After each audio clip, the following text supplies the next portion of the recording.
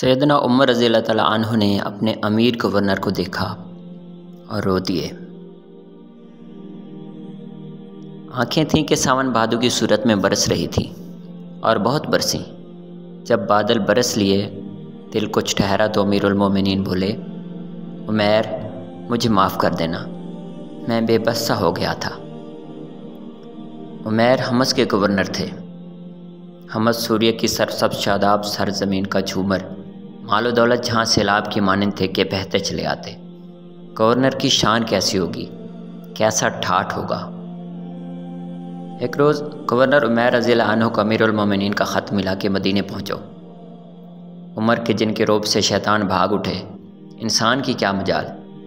Governor صاحب نے خط پڑھا تو لمحوں میں مدینے کو چل دیے، بنا وقت ضائع کیے، نہ کوئی تیاری نہ اہتمام۔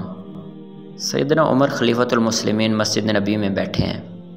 ایک تھکا ہارا درماندہ شخص مسجد میں داخل ہوا، ننگے پاؤں، جسم گرد و غبار سے ہٹا ہوا، ہاتھ میں ایک موٹا سا ڈنڈا، اور ہاں ایک رسی بھی کندھے سے لٹک رہی تھی کہ جس کے ساتھ کچھ برتن بندھے ہوئے۔ سیدنا عمر نے دیکھا تو خوش ہو کے آگے بڑھے، عمیر آ گئے ہو، آؤ آؤ، تم پر سلامتی ہو، آؤ آؤ۔ حال پوچھا اور حیرت سے پوچھا کہ خط ملا یا خود سے چلے آئے؟ امیر آپ کا خط ملا، تبھی تو آیا ہوں، اسباب اٹھایا اور چل دیا۔ اسباب؟ حیرت کو سیدنا عمر کے چہرے پر در آئی۔ کون سا سامان؟ دکھائی تو یوں دیتا ہے سیدھے آ رہے ہو، سامان کہاں ہے؟ سامان؟ یہ رہا میرا سامان، یہ میرا ڈنڈا ہے، اس سے اپنا دفاع کر لیتا ہوں، اور تھک جاؤں تو ٹیک لگا لیتا ہوں۔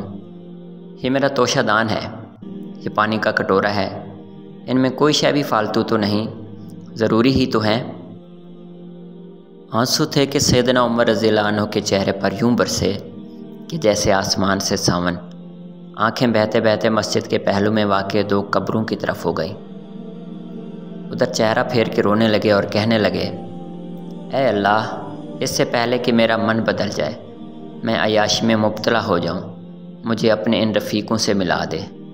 اللہ، مجھے نبی کریم اور ابو بکر کے سامنے رسوا نہ کرنا، اللہ رسوا نہ کرنا۔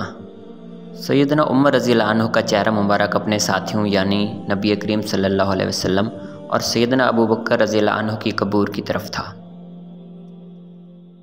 آنسو تھمے تو عمیر رضی اللہ عنہ سے پوچھا کہ کیا کرتے رہے، کیسی گزرتی ہے، کچھ مال بھی لے کے آئے ہو یا خالی دامن خالی جیب؟ جو اکٹھا کرتا تھا تقسیم کر دیتا تھا۔ ہاں امیر، ایک درہم بھی نہ بچا، ہوتا تو وہ خدا آپ کے پاس لے آتا۔ سیدنا عمر کی آنکھیں تھیں کہ اپنے گورنر کی رپورٹ سن کر بار بار بھیگ رہی تھیں۔ اچھا اب تم واپس جاؤ، کچھ دن اپنے گھر والوں ساتھ رہ سکتا ہوں۔ سوال لبوں پر آیا تو امیر المومنین پھر سے تڑپ اٹھے، ہاں ہاں کیوں نہیں۔ عمیر اپنے گھر کو چلے گئے۔ امیر المومنین نے ایک دوسرے ساتھی کو بلایا، یقین ہی نہیں آ رہا تھا کہ ایسا بھی ہو سکتا ہے۔ پیون تو آپ کی قمیض کا بھی مشکل حصہ ہوتے، لیکن ایسی غربت، ایسی سادگی، ایسا افلاس، یقین ہی نہیں آ رہا تھا کہ حمص سے شاداب علاقے کا امیر اور یوں بے سر و سامان۔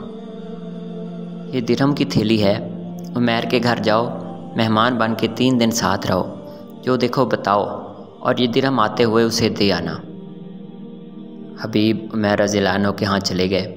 3 دن رہے، جو کہ سوکھی روٹی اور معمولی سا اس کے اوپر زیتون کا تیل۔ حبیب کو بھی یہی ملتا رہا، سو صبر شکر کر کے کھاتے رہے۔ نہ مال کا نشان، نہ دولت کے آثار، غربت اور محض غربت۔ تیسرے دن درہم کی تھیلی ان کو دی۔ امیر المومنین نے دی تھی۔ عمیر کے مسکرا اٹھتے ہیں، میرا حال دیکھنے آئے تھے؟ جی ہاں، امیر نے کچھ ایسا ہی کرنے کو بھیجا تھا، حبیب نے سر جھکا کے ہولے سے کہا۔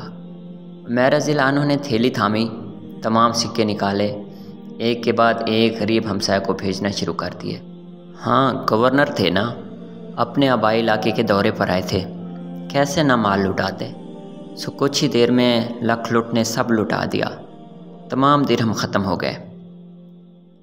کچھ ہی دن میں گورنر واپس جا رہا تھا اپنی راجدھانی حمص کو، اسی حال میں کہ پاؤں میں جوتے نہ تھے، ہاتھ میں ایک موٹا سا سوٹا، کندھے پر ایک رسی کے جس کے ساتھ کچھ برتن۔